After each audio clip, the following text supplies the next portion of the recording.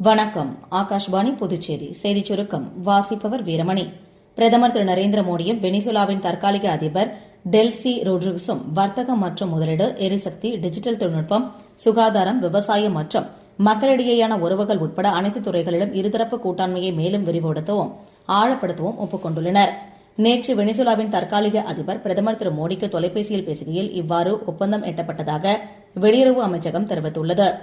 மத்திய உள்துறை அமைச்சர் திரு அமித்ஷா அசாமின் திப்ருகாரில் 2வது சட்டமன்ற வளாகம் உட்பட 1715 கோடி ரூபாய் மதிப்பிலான திட்டங்களை தொடக்கி வைத்து உரையாற்றினார்.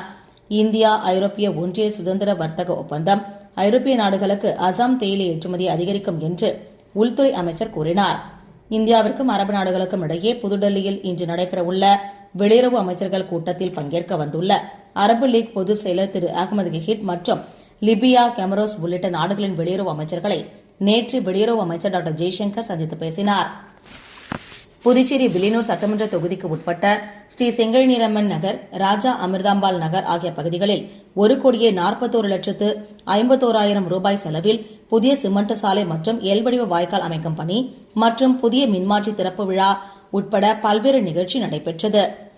இந்த சாலை அமைக்கும் பணிகளை பூமி பூஜை செய்தும் புதிய மின்மாற்றியை பொதுமக்களின் பயன்பாட்டிற்கும் அத்தொகுதியின் சட்டமன்ற உறுப்பினரும் எதிர்க்கட்சித் தலைவருமான திரு ராஜ் சிவா அர்ப்பணித்து வைத்தார். புதுச்சேரி கோர்க்காடு துணைமின் நிலையத்திலிருந்து செல்லும் ஏம்பலம் மின்பாதையில் சில பராமரிப்பு பணிகள் மேற்கொள்ளப்பட உள்ளதால் இன்று காலை 10 மணி முதல் பிற்பகல் 2 மணி வரை புதுக்குப்பம், செம்பியபாளையம், கீழ்சாத்தமங்கலம், மேல்சாத்தமங்கலம், சிவராந்தகம், கீழூர் ஆகிய பகுதிகளில் மின்தடை ஏற்படும் என மின்துறை அறிவித்துள்ளது. ஆஸ்திரேலிய ஓபன் டென்னிஸ் போட்டிகளின் ஆடவர் ஒற்றையர் பிரிவில் வரும் ஞாயிற்றுக்கிழமை நடைபெறவுள்ள இறுதிப் போட்டியில் செர்பியாவின் நோவாக் ஜோகோவிச், ஸ்பானிய வீரர் கார்லோஸ் அல்கராஸ் ஆகியோர் மோத உள்ளனர். இத்துடன் இந்த செய்திச் சுருக்கம் நிறைவு பெறுகிறது.